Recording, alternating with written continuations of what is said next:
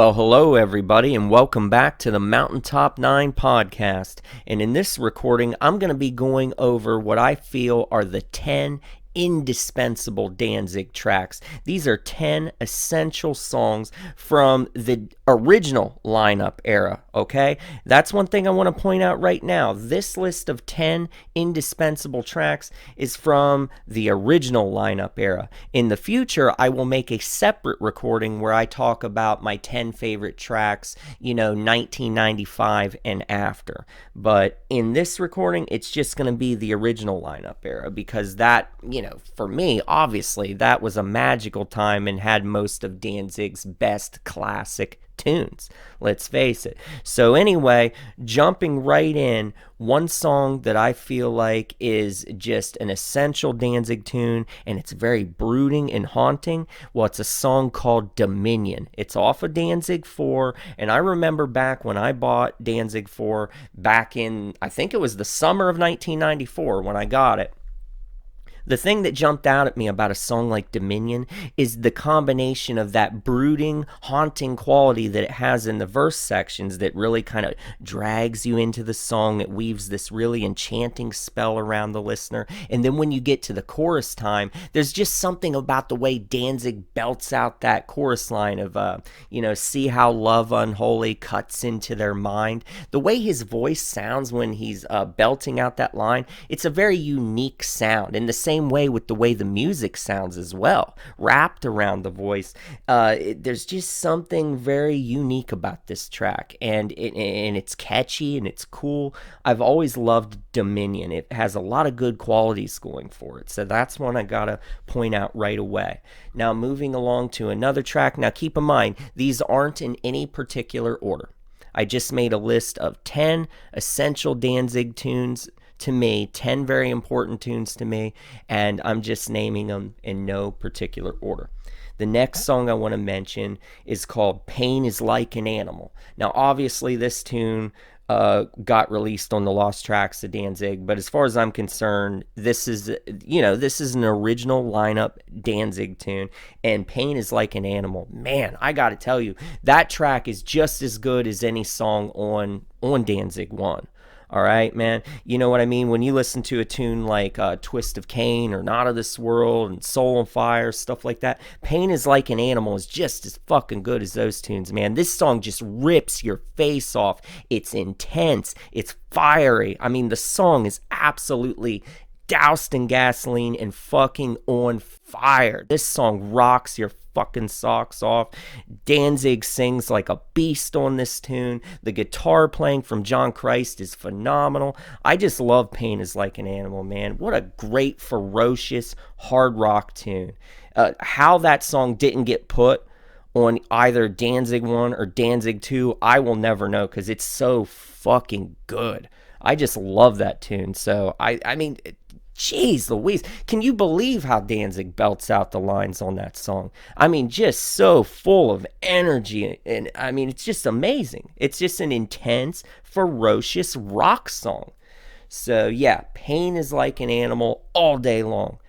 Now, the next song I want to mention is Devil's Plaything. From the moment this song starts with the low key, clean guitar notes, Danzig singing very lightly and in a somber quality, kind of just, ushering you into the atmosphere of the song. But then when it kicks into overdrive with the full-on hard rocking riffs, Danzig belting out some great verse lines, and then the chorus is just catchy as all hell. Just great vocals throughout, I must say. As the song builds towards the climax of the track, the way Danzig just has that great vocal outpouring as the song draws to a close, it's just magical, man. Devil's Plaything is an all-time classic. I've sang the praises of this song for many years. John Christ knew how to play that track with feeling, man, on the guitar. I saw this song live with Tommy Victor playing the fucking guitar, and it just sounds so robotic, man. No feeling, no bluesy strut to it, just all feeling, just sucked the fuck out like a vampire sinking its fangs into a damsel in distress in the middle of the fucking night and sucking every bit of blood out of her body. That's what Tommy Victor does to fucking classic Danzig tracks like Devil's Plaything. When Tommy Victor straps on a guitar and starts playing these riffs, he just sucks all vitality and life out of them. Every bit of fucking emotion is sucked out of them, vampirically, if I may say so myself. So yeah, Devil's Plaything, just a great classic tune, great guitar playing from John Christ, magical track. I love it. Every fucking day of the week, that is a good song. I don't care what you say. That one never gets old. And it's got a classic video. One of Danzig's all-time best music videos. Most of his videos are cheesy as fuck. I'll be the first to tell you, most of Danzig's videos just miss the mark. They are cheesy, cheesy, cheesy. My God. But Devil's Plaything has a great fucking video. It does it right, because most of the video is just the band on stage rocking out, full of unbridled energy, and that's what you want to see, you know. And here and there you can see some little dark things, some little dark imagery to spice things up. That's fine, because it's handled well. It's not over the top or done, you know, super cheesy or anything. Just to give you an example, a couple other videos I like by Danzig where I feel like they don't go too far over the mark. You know, Her Black Wings, that's a pretty good video. I feel like that's a pretty effective video. The Mother 93 video, that's good video. I Don't Mind the Pain has a good video, and so forth. But you know what I mean. Then you got videos like Kiss the Skull, She Rides, you know, and I could go on. He has some other cheesy as fuck videos. That NIB fucking cover he did, well, that video for that is awful, just like the cover. But anyway, we're here to talk about good shit. The point is that Devil's Plaything has a kick-ass video to go along with the track, one of his best videos. So yeah, love that one. Now moving along, another song I must mention is the song Am I Demon? It's just pure and simple a classic off the first album. The driving nature of the song, that's one of the best selling points of that track, of Am I Demon, is the fact that it's very driving. It's got a pulsating type of vibe to it, and it's intense. The lyrics are intense. The vocal performance is intense. Some of Danzig's best yells are on this song. You know what I mean, man? When it comes back from that solo section towards the end, and he goes in to deliver that last verse, well, that yell, that long scream that he does before he comes back, man, it just sounds like his vocal cords are going to split apart. It's just awesome stuff. So yeah, Am I Demon? It's a classic for a reason. You know, it's not an overplayed song like She Rides. It's an actual good fucking song that no matter how many times they play, it's fucking in that set list for a reason. It's a great track. Another one I want to mention off the first album is End of Time. That's a very mysterious, sinister song, the way it starts off, and then when it kicks into that heavy, doomy chorus, man, you can't go wrong. It's a great track, great lyrics. It's a scary tune. I think End of Time, along with Possession from that first album, it's an example of Danzig in full-on, you know, frightening occult mode. You know what I mean? It's the kind of stuff that freaked people out back during that time period. Back when I was growing up, stuff like End of Time, Possession, those kind of tracks, they were scary tunes, man. And End of Time, definitely a classic. I just love the way Danzig does that line, waiting at the end of time for you. Just the way he sings that, man.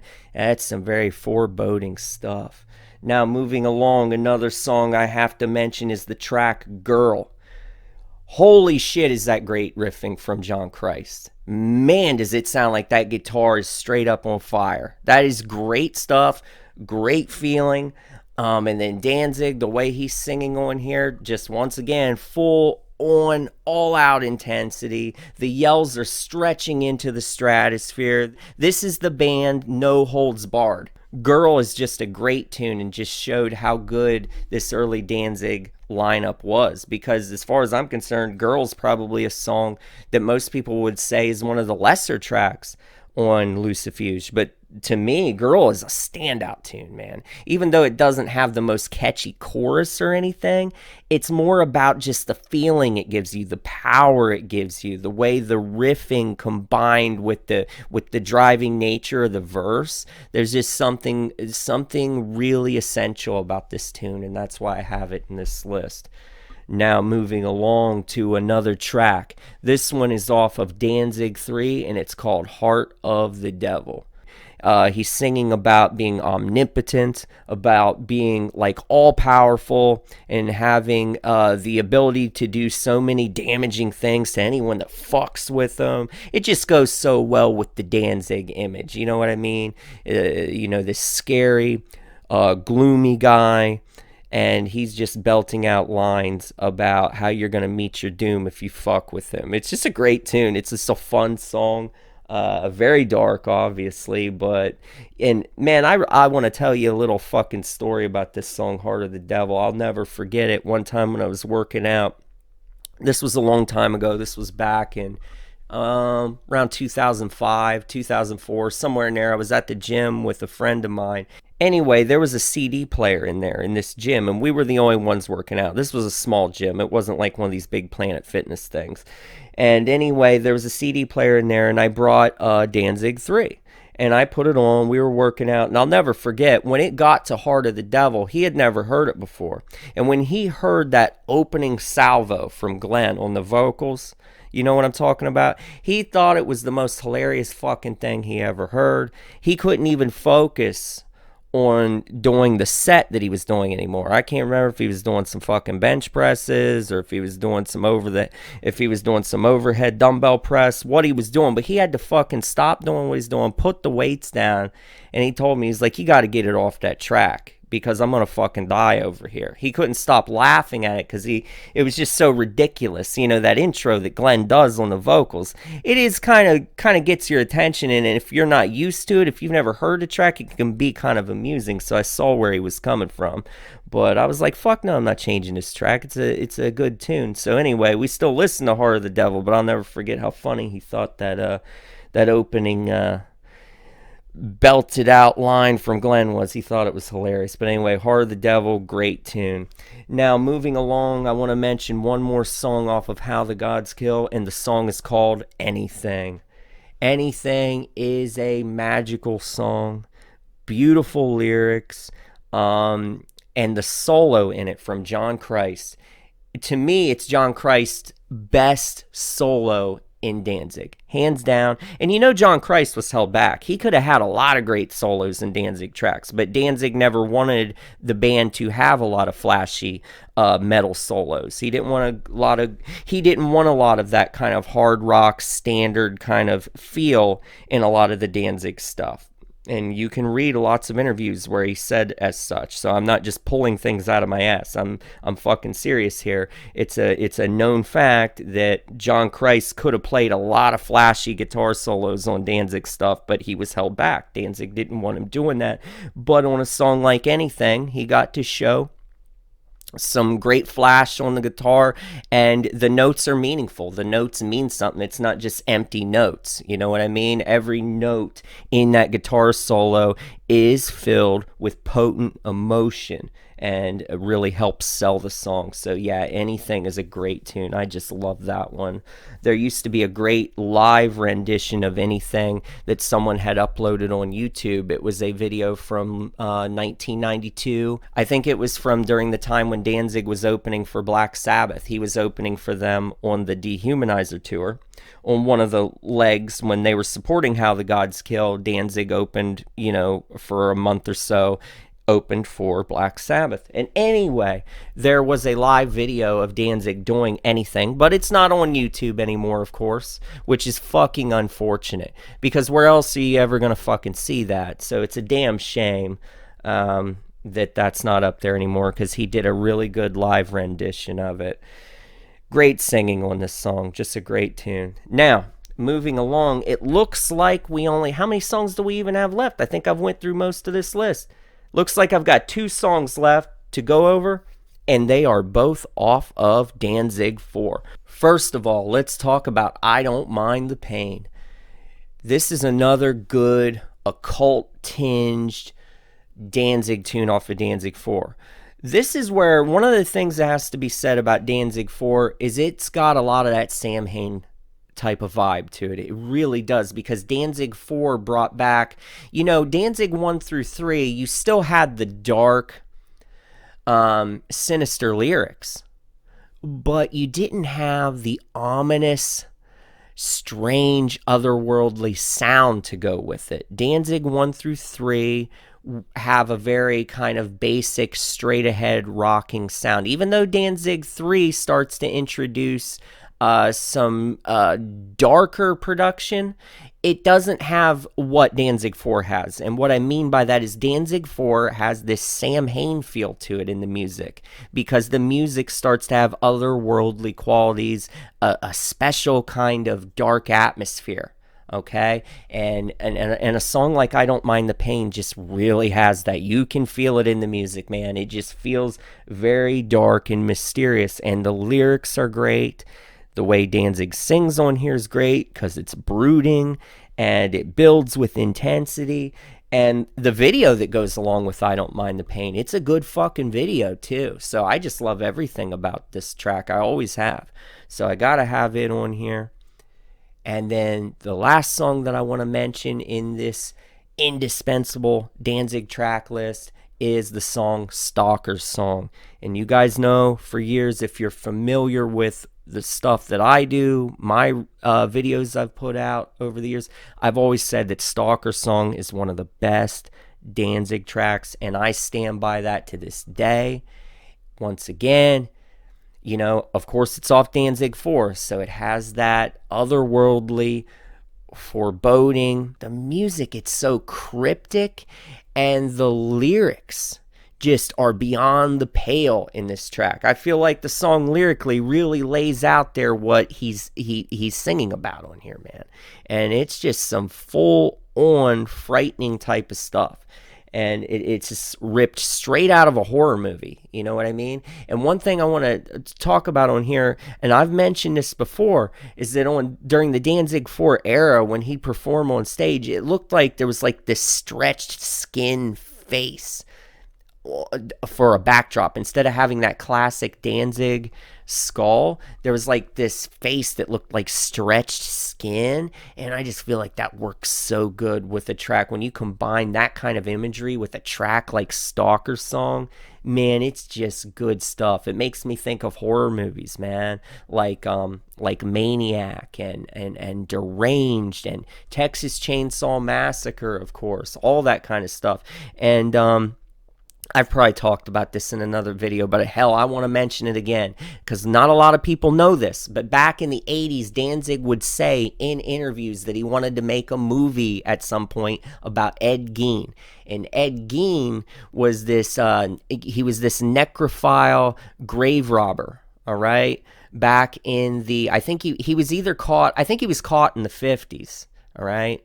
And, Psycho was based off of him, and Texas Chainsaw Massacre and Deranged. All these works were based in some part off of Ed Gein, all right? Because he would take things from graves. He would dig corpses up and he would make human skin lampshades, and he would wear skin that he would take off of dead bodies, all this kind of stuff. He would take the tops of skulls and make bowls out of them. That's the kind of stuff that Ed Gein did. Well, anyway, Glenn wanted to make a fucking movie about Ed Gein back in the 80s. I remember reading that in an interview. But here's the important thing. Here's why I'm bringing that up. When you know stuff like that, when you have some context, as a fan, then you're able to flesh out the inspiration behind different songs that Danzig's done over the years. For instance, that makes me think of Skin Carver, for instance. But yeah, this whole time period where Danzig was doing songs like Stalker Song, and he had that stretched skin as the backdrop, just stuff like that. To me, as a listener, that kind of stuff is just more imaginative, and takes you on a journey more psychologically because it's leaving things to the imagination. When Danzig has something in a backdrop like a big pentagram with the Danzig skull in it, I mean, that's one thing, but when you see like this ambiguous stretched skin and then you have cryptic songs like Stalker Song, there's just something more psychologically intriguing, you know. And that's one of the things that always drew me in about Sam Hain, was how immersive the sound quality was, because you could get lost in all those layers of sound. Well, it's the same thing with this stuff here on Danzig 4. You just have a more immersive experience because of the music that drags you in, and there's layers to the sound, and then the lyrics are just psychologically haunting and thrilling. There's something about them that really engages you as a listener. Well, anyway, guys, so those are the 10 indispensable Danzig tracks. Now, obviously, he has plenty of other great tunes that I could have mentioned from the first 4-album era, but I wanted to just list 10, and that's what I did. You let me know what 10 you would have from that era. And like I said, in the future, expect a recording where I talk about the 10 essential Danzig songs that came after this era. That means anything from Danzig 5 all the way up through the last album he did, okay? I'll do 10 tracks from all of that era as well. So, guys, I hope you enjoyed this recording. And guess what? I'll be talking to you again really, really soon.